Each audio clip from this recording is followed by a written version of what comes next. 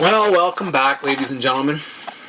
We've just finished discussing the history of some of the ideas and problems that Rousseau was wrestling with when he wrote his big book on education entitled The Emile.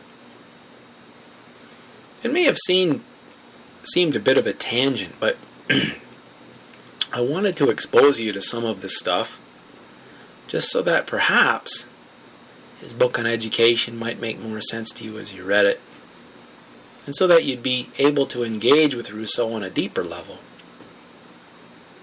For those of you who have decided to skip that long introductory lecture, what can I say? I hope that the following shorter examination of Rousseau's Emile makes sense to you. Let's begin where Rousseau begins his Emile then. That is, let's start by thinking about Rousseau's mythic understanding of the state of nature and of man's plight in society.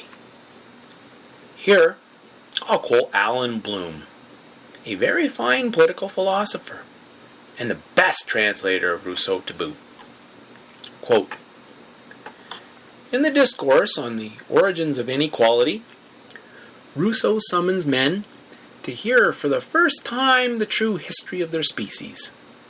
Man was born free, equal, self-sufficient, unprejudiced, and whole. Now, at the end of history, he's in chains, defined by relations of inequality, dependent, false opinions and superstitions, and divided between his inclinations and his duties. Nature made man a brute, but happy and good. History, and man is the only animal with a history, by the development of his faculties and the progress of his mind, has made man civilized but unhappy and immoral." Unquote. Bloom points out, at the beginning of his own powerful interpretive essay on the Emile, that this book on education is meant by Rousseau to serve as an idealized rewrite of human history. It's what should be, rather than what is the case in the manner that we raise and educate our children. In the Emile, Bloom sees a work which, quote, attempts to reconcile nature with history. Man requires a healing education which returns him to himself, unquote.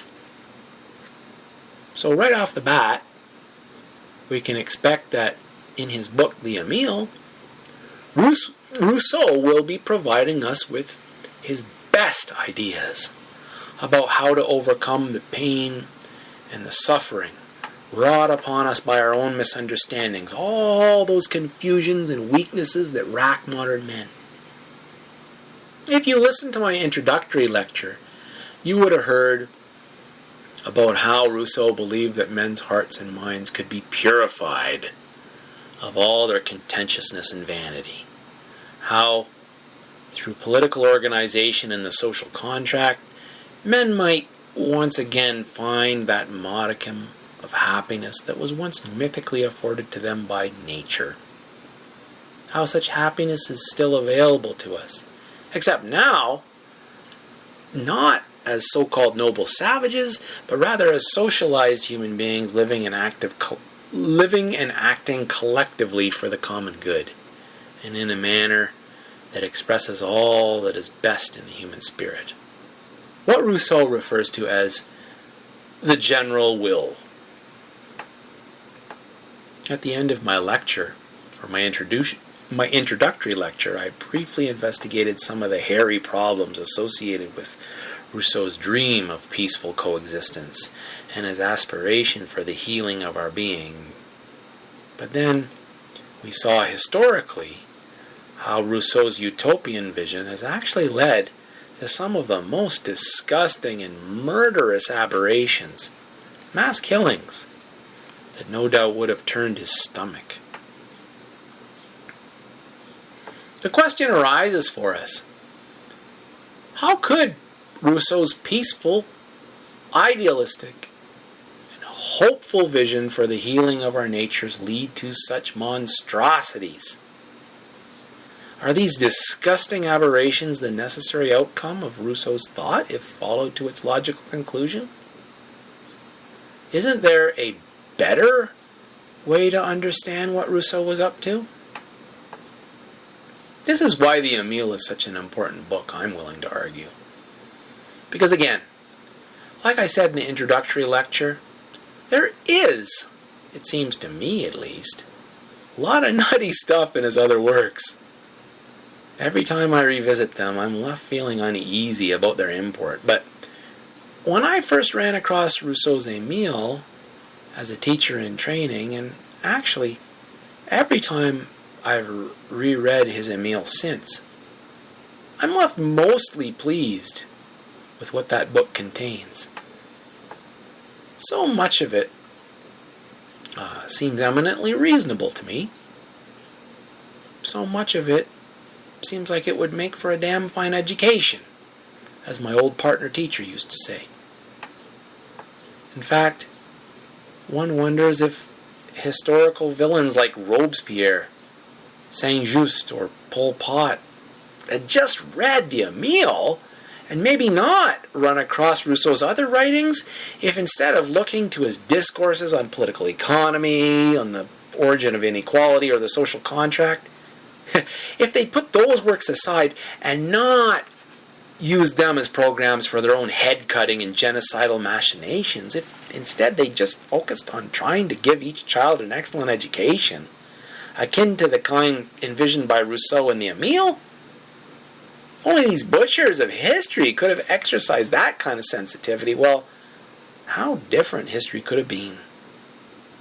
And how different perhaps Western society might be even in a larger sense beyond the horrors of the French Revolution and the Khmer Rouge. In these two remaining lectures on Rousseau, we're going to focus in upon his Emile, ladies and gentlemen.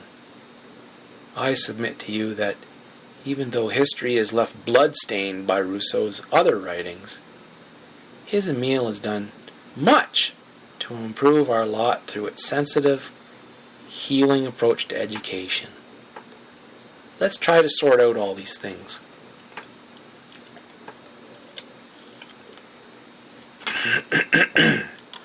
First off, let's begin by gathering together in one place a kind of general overview of Rousseau's Emile.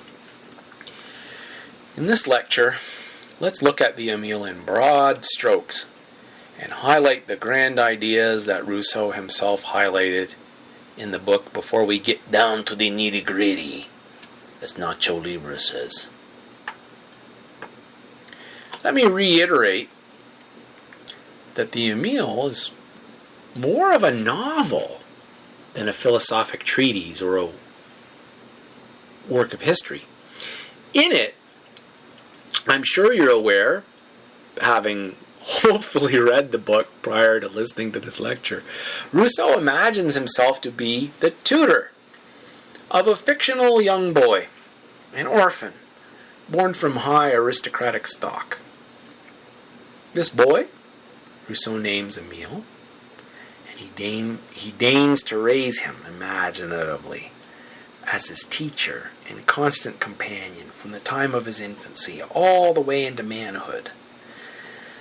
So here we get a chance to see how, in an idealized situation, Rousseau would raise and educate a child for the healing of his nature and for his overall happiness. So what is education in Rousseau's view? Well, it seems clear that in Rousseau's view, there can be no good healing education except where the teacher is devoted to his or her students. The teacher loves each student. He doesn't know him just as a student number. When he assesses his student, when he seeks to know and to understand his student, or to help his student with learning, Rousseau doesn't do like we do today mostly. That is, his summative and formative assessments aren't at all outcome-based, organized as little preordained tick or check boxes on a program of studies. Not at all. Rousseau seeks to know the whole child. And a child is not simply a ball of outcomes waiting to be achieved. A child isn't simply a series of staged problems to be solved, or an object to be mastered according to research-based teaching methods.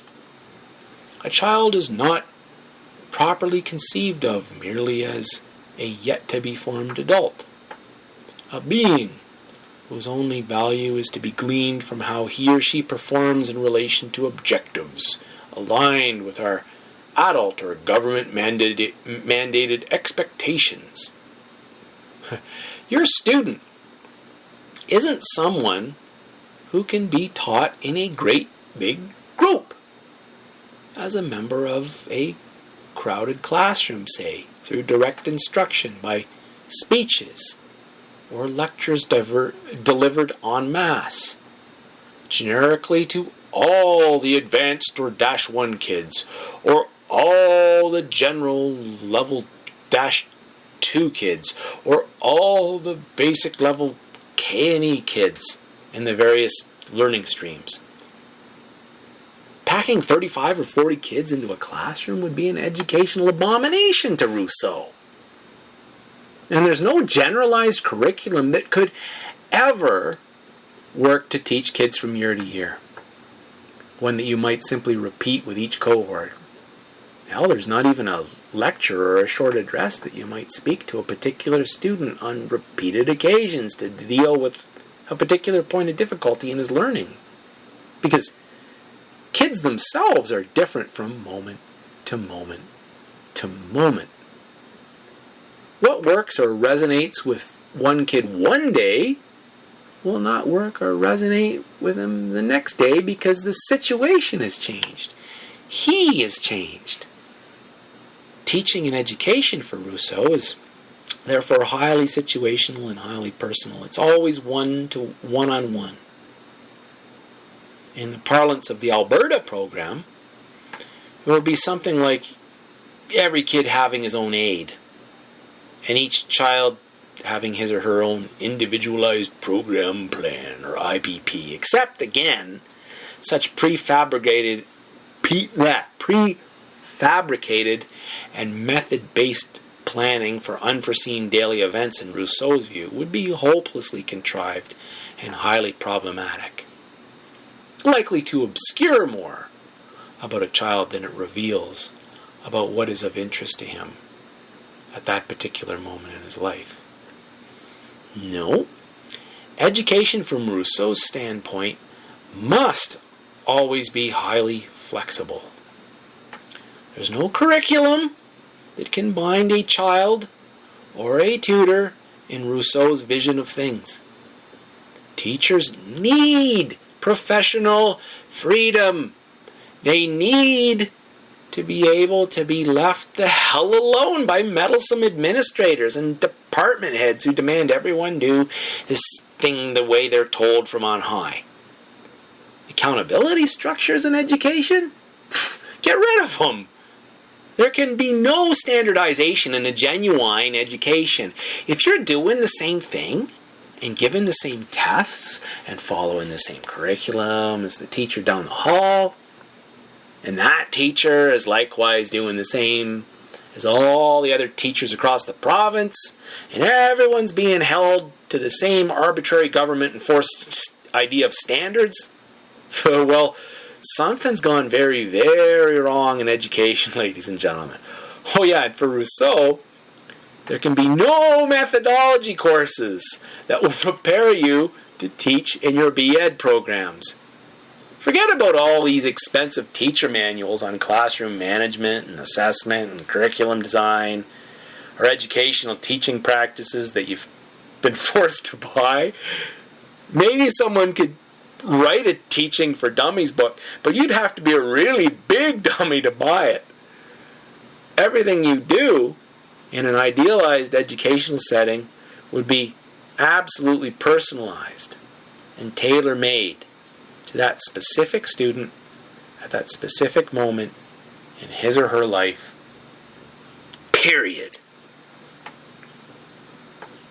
Not only that, ladies and gentlemen, in Rousseau's scheme, a child isn't someone who you teach only for a year, let alone for a single semester. No way. You're in it for the long haul. This is a relation of love and long-term commitment that must exist between a student and a teacher. In order to teach a child, Rousseau is convinced that you have to know him or her as a person, and this takes time. Each student is known by being loved, first and foremost. Another important element in our gloss of Rousseau's educational project is his awareness that the value of childhood is intrinsic. Childhood is not merely a step on the way to the big deal that makes everything matter, namely becoming a productive adult. Kids aren't just incomplete or partially formed adults. Don't forget, during Rousseau's time, and even up until quite recently in Western countries, infant mortality rates were very high. This year, I went on a field trip with my son's grade 4 class to the Union Cemetery here in Calgary, Alberta.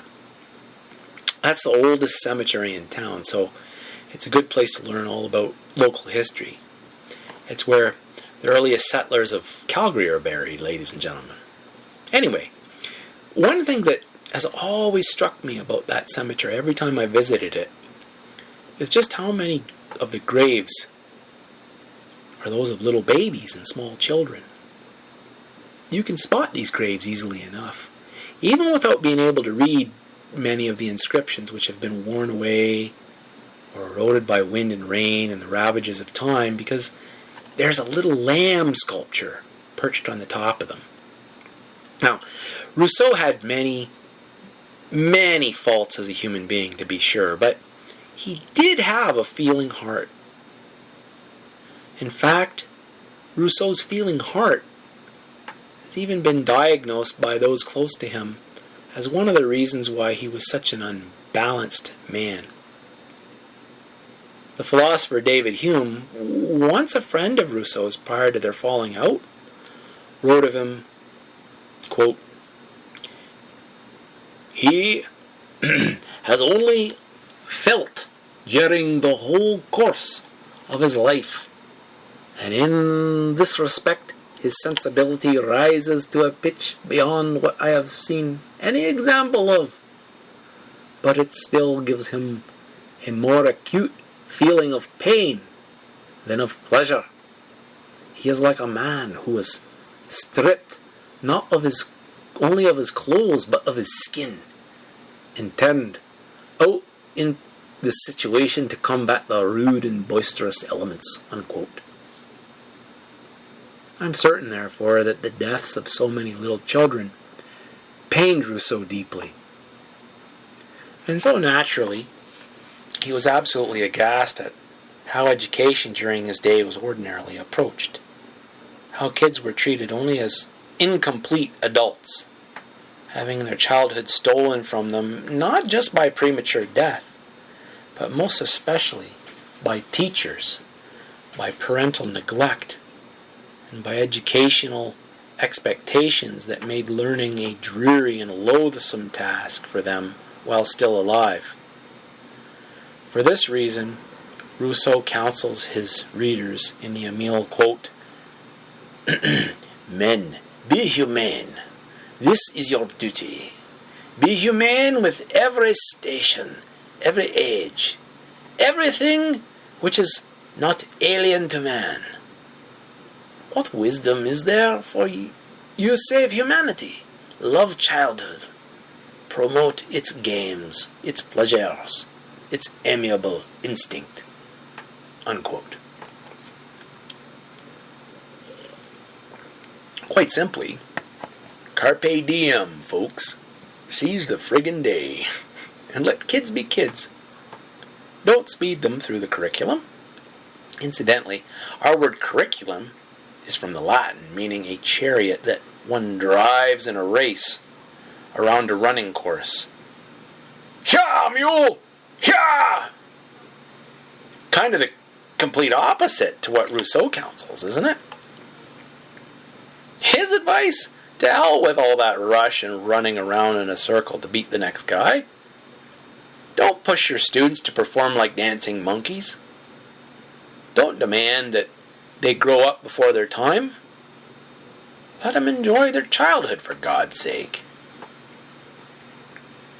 You know, I have really great neighbors where I live, but I've met so many people in the neighborhood who are so hyper concerned that their kids outperform and outcompete the next kid. They actually pay attention to all these ridiculous school rankings by the Fraser Institute, for instance, worried about test scores and performance benchmarks as though these have anything to do with a humane education. Indeed, I know of many parents in my area who have actually pulled their kids out of our neighborhood school just because they're not getting enough homework. Never mind that there's really good research to show that homework doesn't even help kids learn. One father, who in other respects I really like, pulled his daughter out of my son's kindergarten class years ago for precisely this reason. Ladies and gentlemen, Rousseau counsels all of us to take a friggin' pill and slow down. We'll investigate the importance of slowing down at greater length later in these lectures.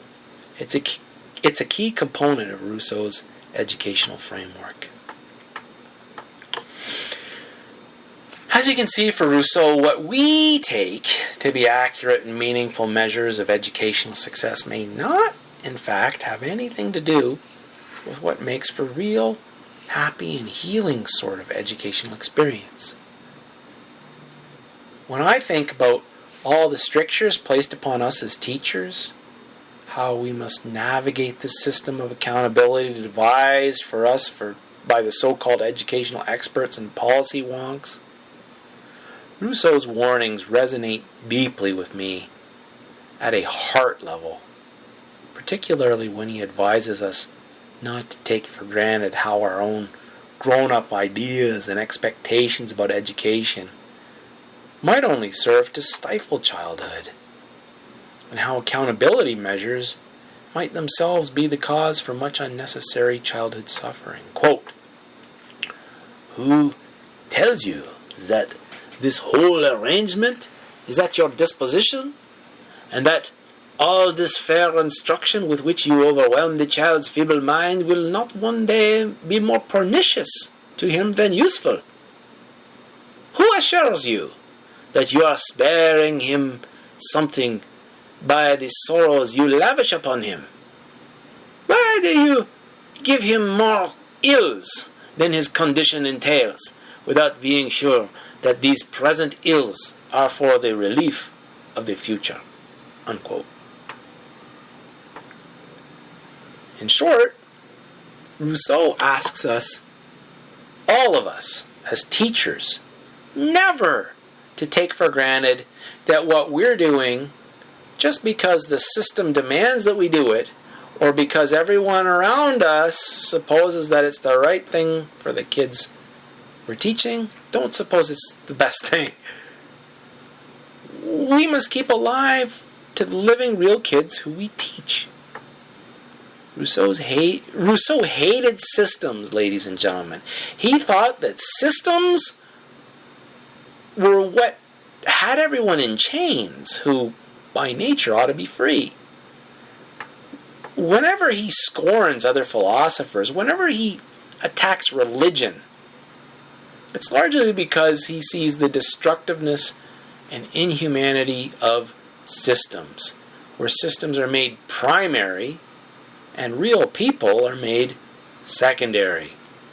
So in his view, we must take great care not to get caught up in that teacher vision and that teacher's assessing gaze that only sees kids in terms of how they're measuring up to the outcomes, and that only interacts with them formatively in terms of how we might adapt their learning so that they are rendered more successful in the achievement of these outcomes.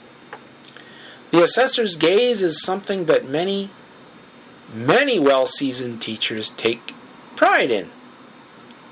Folks who've been in the business as veterans for 20 or 30 years, it's often one of their badges of honor that they know how to score an essay impeccably and accurately in relation to the government-mandated rubrics, for instance. I've met lots of people like that. But such people, though competent, summative, informative assessors of their students, can be so cold and unseeing. Last week, I was supervising the last day of high school exams at a local public school. Mostly everyone on supervision was a substitute teacher, but there was one lead teacher there who had been teaching at the school for 30 years. And you know what? That exam was 2.5 hours long, like 4.5 if you count the kids who get extra time because of IPPs. But every time I looked, that teacher was never, ever smiling. Never a hint of kindness in the teacher's eyes. Never a note of interest or concern to know another human being in that teacher's voice. Just a cold kind of Nurse Ratched feel. It alarmed me on a personal level, but I also felt sorry for that teacher too. Life, as Rousseau remarks in his Emile, is short. Quote, "How rapid is our journey on this earth. The first quarter of life has been lived before one knows the use of it. The last quarter is lived when one has ceased to enjoy it. At first we do not know how to live.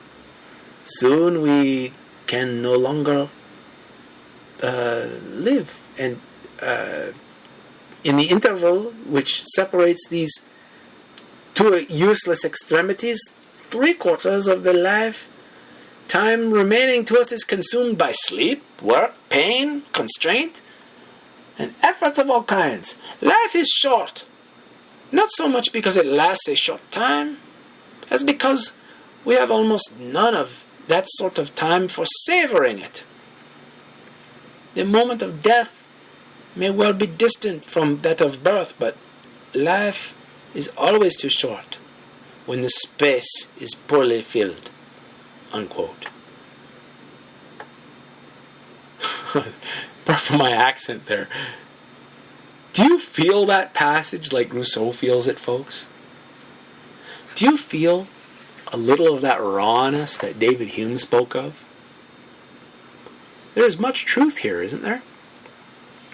Now, you're all brand new and excited to be going into teaching, ladies and gentlemen. Let's never forget our passion for learning, shall we?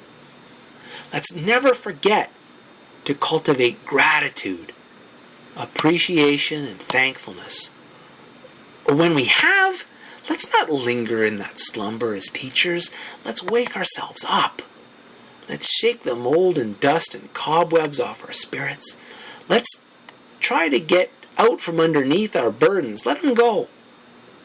Look into the eyes of your students and your co-workers. Find them there. Smile, for God's sake. See the truth in those people around you, eh? You're there to teach them, not to be a curriculum technician or a system enforcer. Now, to complexify this problem and to cause you some further discomfort that calls upon you to be brave. For yes, Rousseau tells us to see our students rather than to grow fixated upon the curriculum and the curricular objectives and all the necessaries associated with meeting those objectives. And isn't Rousseau thereby also counseling us to neglect the duties that as paid employees and educational professionals we've agreed to uphold? The rubber hits the road in the outcomes and the program of studies and their effective implementation. That's from the official standpoint. But Rousseau would have us think subversively about these things. shirking this machinery of systematized education in order to spy out the humane. So a really good question for you to ask of yourselves at this point is, how will you navigate these tensions in your future career as educators? How are you going to remain alive to your students in a loving, compassionate relation with them, wherein you see them and know them as people while attending at the same time, on the official level, knowing them objectively, only as student numbers who achieve or who fail to achieve the standardized mandated outcomes of the curriculum. Hya, mule, hya! Tough questions indeed. Let's return now to our general gloss of what Rousseau believes to be the nature of a genuine healing education. When he speaks about the purpose of his imagined interactions with Emile, Rousseau says, quote, "Living is the job I want to teach him, and that he will in the first place be a man," unquote. See, he's not talking about all those little bulleted outcomes on the program of studies, is he? Rousseau is thinking big here. He's thinking holistically and humanely about his pupil. Not at all like a bureaucrat, a box checker, or a technician. The idealized education that Rousseau seeks to offer his young student is meant to teach him how to bear both the goods and ills of life. It's meant to train him to control his passions and appetites and to teach him to be brave. So first and foremost, education isn't about whether or not Johnny can read or write or do his math to grade level. Not at all. It's really about character, folks. But don't misunderstand me here. Rousseau isn't talking about the character or virtue education programs and curricula that maybe you've been exposed to during your B.Ed. Once again, there's no prefab activities or basal readers or standardized structures you can use that'll fit in every instance. But although there are no speeches or texts that will always work, everything you do choose to say or do must be carefully considered and planned for in advance.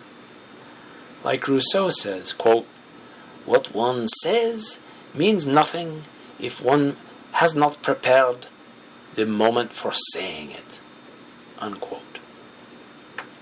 Indeed, in his view, this is the real difference between the true teacher and the mere pedant. As Alan Bloom remarks, the pedant and the teacher say pretty much the same things, but the former says them on every occasion, while the latter says them only when he is sure of their effect. Kind of makes my recorded lecture seem pretty pedantic, eh? Or Bloom's book. Or any book that always says the same thing to everyone at all times, eh? That was Plato's criticism of literacy 2,500 years ago, incidentally. Nonetheless, the point is, character education is the essential core of all genuine healing education. But sermons, for the purposes of character education, are to be discouraged on Rousseau's view of things. Why? Sermonizing or moralizing with kids is ineffective because such speeches are given to everyone. They're unselective. Like poor advertising, they target everybody and so appeal to nobody. In Rousseau's view, quote, "There are perhaps not even 2 auditors for whom what one says to all can be suitable, and all of our affections are so inconstant that there are perhaps not even 2 moments in the life of each man when the same speech would make the same impression on him." Unquote. The best way to educate, given this truth about the fluctuating nature of our ego states, is not to pontificate or to tell kids how they ought to behave or to learn, right? And then expect them either through force, shame, or a sense of honor to obey us. Nor is it by the persuasive powers of reasoning abstractly with them about virtue to establish within them a kind of intellectual agreement with our character-directed bits of advice. Nope. The best thing we can do to teach kids, when our teaching concerns character, is to appear not to teach our students at all, but to allow them to learn through their encounters with necessity in things. This is achieved most effectively, says Rousseau, when we conceive of education as a kind of well-regulated liberty. We'll talk more about the importance of exposing kids to necessity as the chief means of teaching them in later lectures, so don't worry if you don't understand that right now. Okay, so we've glossed in a general way the overarching feel of Rousseau's approach to education so far, ladies and gentlemen. Now, think back to the introductory lecture where we explored his other writings, and in particular his tale about the so-called state of nature and how human beings have become alienated from this deep core of their being. What the heck does the stuff he writes about in the Emile have to do with that? How's it fit? Let's listen to Rousseau talk about his overall educational project. Quote, "When I want to train a natural man, I do not want to make him a savage and to send him back to the woods, but living in the world of social life, it is enough that he should not let himself be carried away by the passions and prejudices of men. Let him see with his eyes and feel with his heart. Let him own no sway but that of reason. Under these conditions, it is plain that many things will strike him." Unquote. See? You can't find in this passage any trace of the craziness of the French Revolution or the Khmer Rouge at all, can you? Rousseau really just wants us, through our education, to be decent, good people. He doesn't really give a damn if we're full of success, if we're top of the SATs or PATs, if we end up with accolades in our respective disciplines or jobs lined up for our future. He just wants us to be decent to each other, not to be so full of ourselves. He wants us to be reasonable in our relations with one another and not be swept up by voracious appetites. I had a really great teacher friend one time when I was teaching high school in Chestermere, Alberta. I remember him telling me on one of our car rides home how for him the whole job of teaching was a success if you felt like at the end of the day the students who you've taught would make a good neighbor. Could you live next door to such a person? That thought has always stuck with me, and I think it's pertinent here in Rousseau's own ruminations about education and teaching. Unfortunately, says Rousseau, such things don't seem to be of much concern in the way that education is ordinarily approached. And man, that was in the 18th century, but it's still true. In the Emile, Rousseau writes that education is pretty much back-asswards to what it should be. Let me quote a powerful little passage to you where Rousseau contrasts how he'd educate his imagined boy Emile with what is normally done in school. Quote, "Just as he spent his childhood in all the freedom they take as young men, he begins, as a young man, to take the discipline to which they were subjected as children. This discipline becomes a plague to them. They loathe it. They see in it only the long tyranny of their masters. They believe they leave childhood only in shaking off every kind of yoke. They compensate themselves, then, for the long constraint in which they were kept, just as a prisoner freed from the chains stretches, shakes, and flexes his limbs. Emile, on the contrary, considers it an honor to make himself a man and to subject himself to the yoke of nascent reason. Thus, for the others, the age of reason is only an age of license. For Emile, it becomes the age of reasoning." Unquote. Our gloss of Rousseau is almost done now, folks, but notice two big things about Rousseau's advice for us as teachers. One is to slow it down. We've already briefly discussed that. But the other, which he mentions here, is how we approach the cultivation of reasoning in schools. Rousseau would have us rely much more on exposing kids to necessity, introducing kids to reason or reasoning first as a kind of response to dealing with the challenges of necessity, and only much, much later involving them in what is commonly called speculative reasoning. Another name for it is abstract reasoning.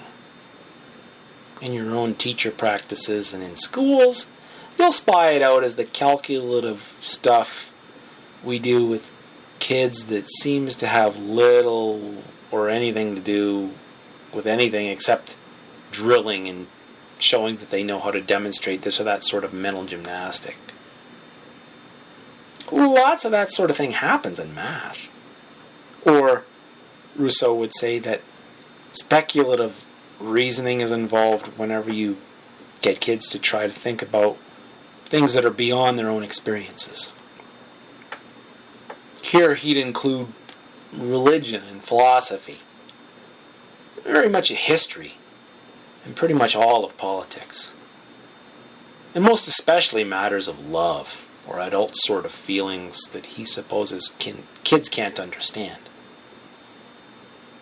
Reasoning about such things is most dangerous of all with kids because it won't be grounded in their own life experiences. It's simply not developmentally appropriate for them. And without such grounding in their experiences, reasoning just becomes a breeding ground for error and delusion. And we'll talk more about this when we set about the task of looking at the various stages in Rousseau's educational framework.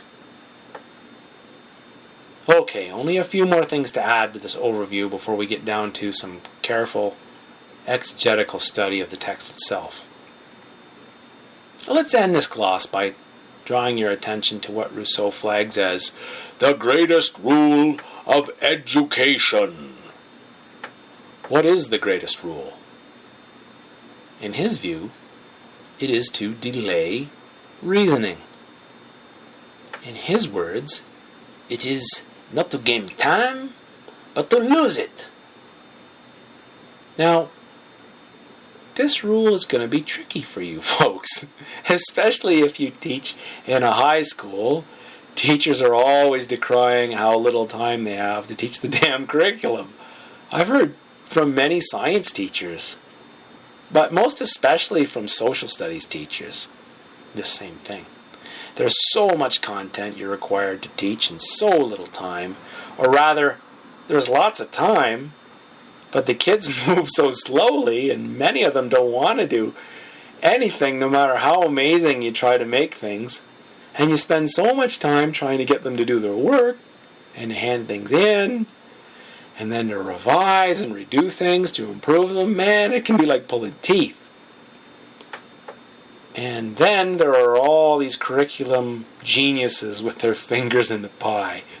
Folks involved in curriculum design with the government, and also in the ivory towers who have their ear to the ground and are listening to all the different stakeholders and groups and individuals who demand their voice be heard in education, who want this thing taught, and now this other thing, and don't forget this interest, and that group, and these people need a voice, and oh yeah, these other people too.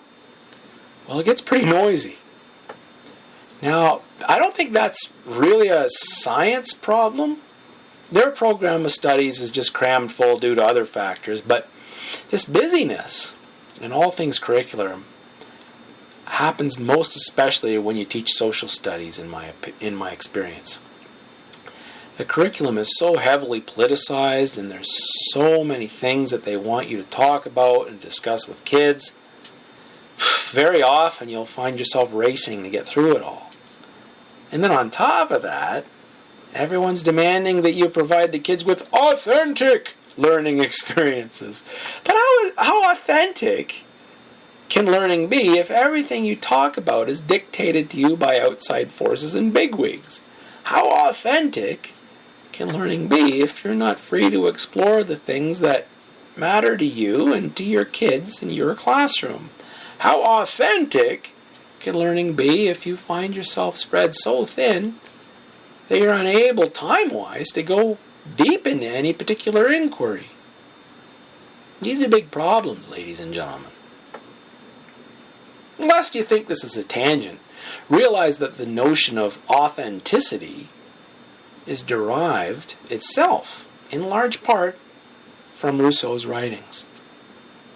The idea behind Rousseau's works, after all, is that as modern human beings, we suffer badly from inauthenticity, from losing sight of who we really are.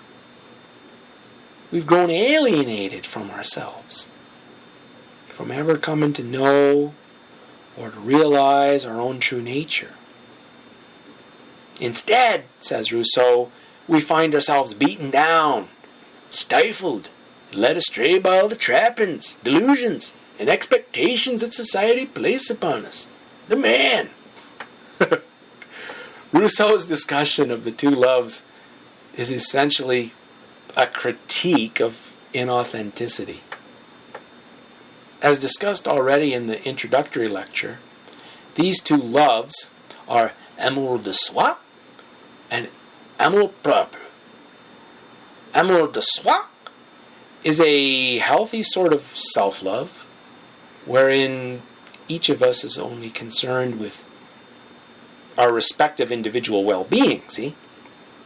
Some people sometimes translate amour de soi as self-esteem. At any rate, this love, which Rousseau associates with human beings in their mythic state of nature prior to influences of society, is not at all malicious, because it doesn't involve pursuing our own interest at the expense of others. It doesn't involve comparing ourselves with others, or demanding that others love us or acclaim us. Amour de soi is associated in Rousseau's thought with the satiation of our naturally moderate desires and needs in a state of nature, and therefore also with a kind of self-knowledge, or at least a knowledge of how to live happily, wherein our will and our desires do not outstrip our power or our ability to attain what we seek. Someone living authentically, whose life is informed by amour de soi, would know himself. He'd not judge himself by how others view him, nor would he judge others and make demands of others, all premised upon their allegiance to himself and to loving and adoring him more than they esteem themselves. By contrast, amour propre, the wellspring for inauthenticity, is a kind of vain self-love. That is, it is a love of self that only values the self based upon comparing oneself with other people. It's like the sideways glance one makes to see how one's faring in relation to others. I'm only valuable if I'm respected. I'm only valuable if I'm kicking that guy's ass. Or if I'm ahead of others. See, if I live that way, then I don't really know who I am. I lost touch with who I am. I find value in myself only to the extent that others value me. I'm naturally a crowd follower, a herd animal. I'm a sheep. I'm what Nietzsche would call a last man, or what Karl Marx would call a member of the bourgeoisie. In fact, although Marx is the guy who we associate the term bourgeoisie with most, Rousseau was actually the guy who coined that usage. Alan Bloom has examined the inauthentic existence of the bourgeoisie individual in Rousseau's thought. He points out that for Rousseau, this inauthentic man was motivated by fear of violent death and self-preservation. Think back here to our earlier discussion of Thomas Hobbes in the intro. Or else by comfortable self-preservation. Think here of John Locke. See Rousseau's beef with these guys? The very foundation of their thought breeds bourgeois inauthenticity. Bloom goes on, quote, when dealing with others, he, the bourgeois, thinks only of himself. And when understanding himself, he thinks only of others. Unquote. Such a man, Rousseau's bourgeois individual, has forgotten. He's lost all sight of the common good. Bloom outlines the essential psychological difficulty faced by modern man as diagnosed by Jean-Jacques. Quote, his natural and healthy self-love and self-esteem, or amour de soi, gives way to a self-love relative to other men's opinions of him. Henceforth, he can esteem himself only if others esteem him. Ultimately, he makes the impossible demand that others care for him more than they care for themselves. The most interesting of psychological phenomena in this doubling and dividing of self-love. It is one of the few distinctly human phenomena. No animal can be insulted. And from it flow anger, pride, vanity, resentment, revenge, jealousy, indignation, competition, slavishness, humility, capriciousness, rebelliousness, and almost all the other passions that give poets their themes, unquote. So let me ask you this big, tough question, folks. How authentic is the education that you will offer your students? That is, young people, and in my experience teenagers especially, are prone to judging and evaluating themselves precisely in these inauthentic ways. Judging by the good or ill opinion of others, most notably their peers. So desirous of being liked. So badly wanting to fit in. So full of pride and jealousy and vanity and so forth. Really, in this regard, they're a little different from most adults, I suppose. But this welling up of amour propre seems to occur during adolescence, most especially. Just as Rousseau says it does. And what an infection of the soul it is, eh? How does one overcome this problem of inauthenticity? And kids, many of them at least, don't want to be inauthentic. What the hell are they doing when they're so busy trying to carve out an identity for themselves, if not seeking out authenticity, eh? And kids can sniff out the inauthentic inauthentic too, can't they? Isn't that why high school sucks so badly? We don't need no education. We don't need no thought control. Like the Pink Floyd song, education seems not to be about coming to know who I am, but rather me becoming what everyone else expects me to be. Conformity. Thought control, sideways glancing, comparing and seeking validation in the eyes of others. Amour propre, approval from my friends, approval from my teachers, from my parents, good grades. How will you promote authenticity in your classroom?